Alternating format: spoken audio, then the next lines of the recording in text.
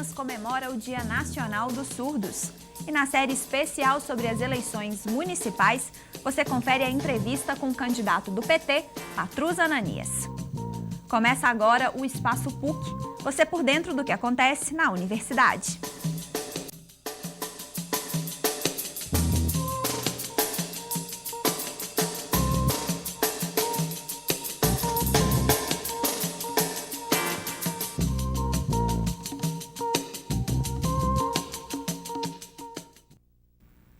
Olá!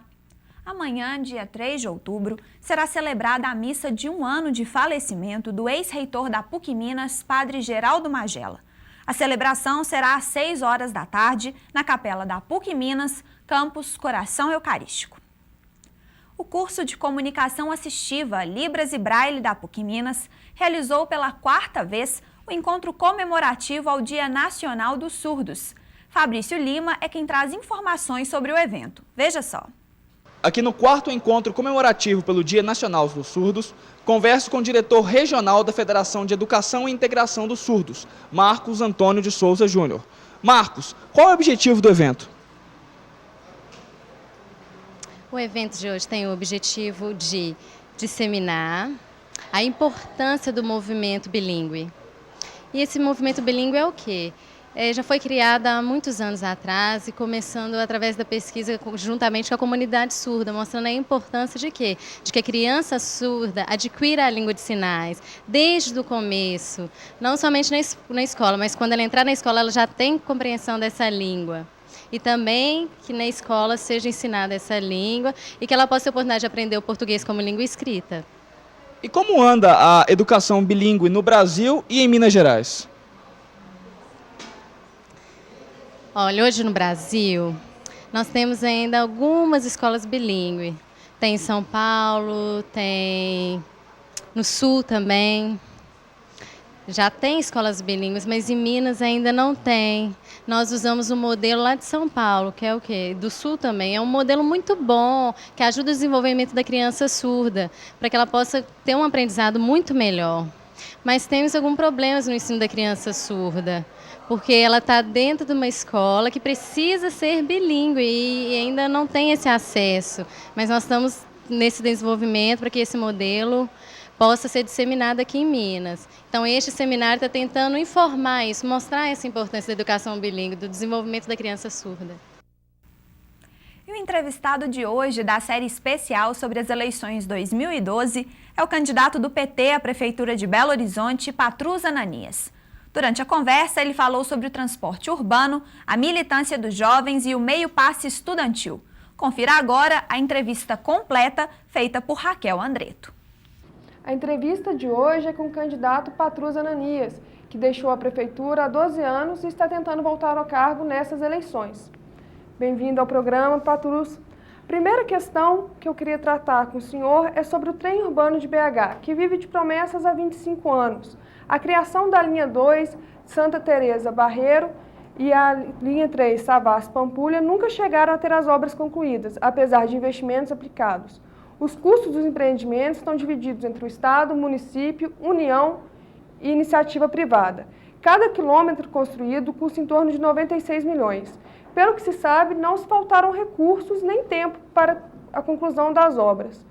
O que você pretende fazer para que as obras sejam concluídas o mais rápido possível e não se arraste como vem acontecendo? Primeiro, Raquel, eu quero dizer da minha satisfação de estar aqui com você. Quero saudar todos os nossos telespectadores, ouvintes, e de deixar claro que esse é um compromisso fundamental nosso, que é viabilizar o metrô de superfície, trem urbano, como você falou, do Calafate ao Barreiro, e daí integrando com a região hospitalar, portanto nas proximidades de Santa Teresa, aproveitando já uma infraestrutura existente. Essa será a nossa grande prioridade, no sentido de ajudarmos a melhorar o trânsito e o transporte coletivo em Belo Horizonte. BH é uma das maiores capitais do país e uma cidade da sede da Copa do Mundo. E ela não possui metrô subterrâneo, uma das poucas que vão participar. Eu gostaria se o senhor tem algum projeto de implantação desse meio de transporte para a cidade. Sem dúvida. O metrô, que infelizmente não avançou 1 quilômetro, não avançou 1 metro, nem o metrô, nem os trens de superfície no atual governo, terão uma grande prioridade no nosso governo se eu for eleito prefeito de Belo Horizonte. Como eu disse a você, nós temos uma prioridade imediata que pode ser feita já nos próximos anos, que é essa linha do Calafate Barreiro, região hospitalar, até Santa Teresa, já aproveitando uma boa parte do trem de superfície. Mas é fundamental também que nós avancemos com a linha do metrô, com o projeto que vai da Savassi, não até a Lagoinha apenas, aí é um projeto muito pequeno, parece que até para atender mesmo interesses econômicos. Nós queremos um projeto que vai da Savassi, passando pela região histórica da Lagoinha, passando pela Pampulha e vai até Venda Nova, onde nós temos uma grande densidade populacional, né? Integrando aí com a linha 2, com a linha 1, que já existe, né? E nós pretendemos também ampliar, dentro de uma perspectiva de região metropolitana, ligando com Betim, Contagem, indo até Ribeirão das Neves, concluído, portanto, a linha 1.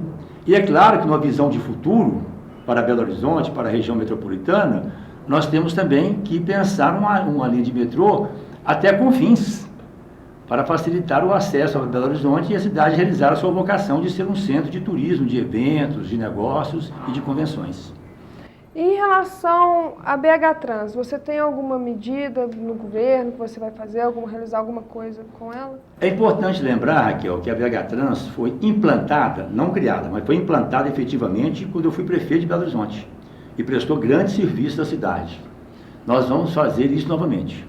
Nós vamos desprivatizar a BH Trans, ou seja, nós vamos fazer com que a BH Trans, assim como toda a prefeitura, esteja efetivamente a serviço da população de Belo Horizonte, dos usuários do transporte coletivo. Nós vamos ter uma relação republicana, uma relação transparente com as empresas que são concessionárias no serviço público. É razoável que elas tenham uma margem de lucro decente, que vai ser estipulado, mas é fundamental que eles cumpram as regras, e vamos exigir isso através da BH Trans. Ônibus limpos, ônibus novos, cumprimento dos horários, funcionamento no final de semana, e nós vamos oferecer também a infraestrutura necessária, criando, por exemplo, os corredores de ônibus, as faixas próprias, e integrando o ônibus com os BRTs e esse projeto nosso dos trens de superfície e do metrô. E falando ainda do transporte, a lei do meio passo atinge apenas os alunos e estudantes de escola pública. E os outros estudantes de universidades e escolas privadas reclamam de não ter o mesmo benefício. Eu queria saber se o senhor pretende ampliar essa lei para esses estudantes. Nós vamos considerar com muita atenção a ampliação da lei para todos os estudantes que precisam. Desde o início, desde a creche, nós temos o compromisso de universalizar, garantir acesso à creche para todas as 70 mil crianças que estão fora da creche em Belo Horizonte. Então, até para o acesso à creche, educação fundamental, ensino médio, também na universidade, os alunos, por exemplo, vinculados ao ProUni, então todos aqueles que precisam. O que precisa ficar claro também, Raquel, é que o transporte coletivo, mesmo que ele seja estatizado, mesmo que ele não dê nenhum lucro para o empresário, ele custa dinheiro, ele custa ao poder público. Alguém paga. E quem usa o transporte coletivo e paga por ele, geralmente são pessoas pobres, são trabalhadores. Por isso mesmo, essas isenções devem ser feitas, mas com cuidado. E nós vamos avançar sempre no sentido de estimular o estudo e o acesso à escola daquelas crianças e daqueles jovens que mais precisam. Querendo saber um pouco sobre os jovens, como você vê a participação dos jovens hoje na política e o que mudou da militância atual para aquela que você participou? A minha geração teve uma militância política, assim, digamos, mais direta, né? Ditadura. Então, a luta contra a ditadura, a luta pela democracia, né? A luta pelos direitos sociais. Né? A minha formação se deu muito nesse campo. Né? Eu sinto que houve um período em que a juventude se afastou um pouco da política. Né? Isso por conta do neoliberalismo, o individualismo, né? O consumismo. Então, nos últimos anos, houve uma supervalorização assim, dessas dimensões, digamos, mais individuais da vida, né? Em detrimento do coletivo, dos projetos compartilhados. Mas eu estou sentindo, sobretudo agora na campanha, uma crescente participação da juventude, um interesse crescente pela política. Eu tenho participado de vários e bons debates em colégios, universidades, né? E sinto que, além da questão política, a juventude hoje está ampliando os seus interesses. Por exemplo, a questão ambiental mobiliza muito a juventude, a questão da cultura, que é um fator fundamental. Então, a política está ganhando uma dimensão mais alargada na cabeça dos jovens de hoje, e eu acho isso muito positivo. Belo Horizonte é conhecida como uma cidade realizadora de eventos públicos, mas a partir de 2009 houve um decreto na lei municipal que ficou proibido a realização desses eventos.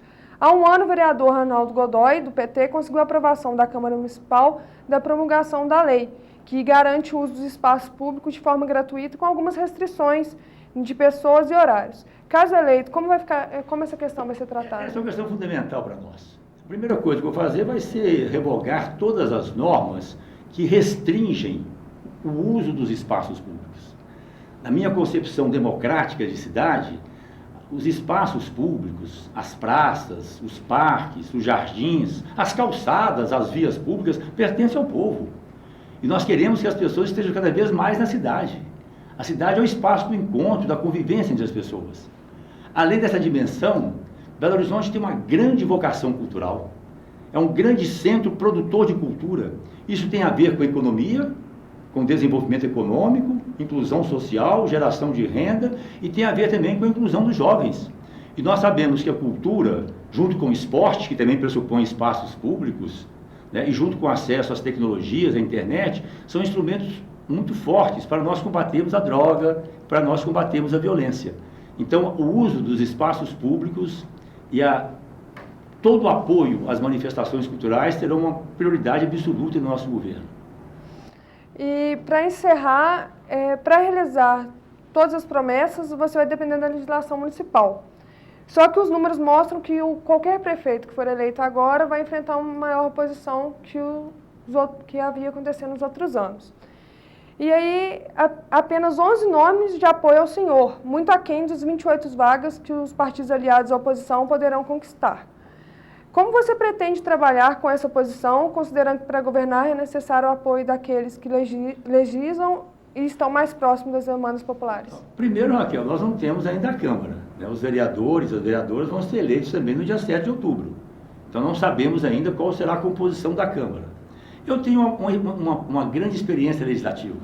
Eu fui vereador em Belo Horizonte, eu fui o relator da lei orgânica, eu fui deputado federal, portanto, eu aprendi também a conviver com o legislativo. E quando eu fui prefeito, nós tivemos uma relação muito positiva e transparente com a Câmara.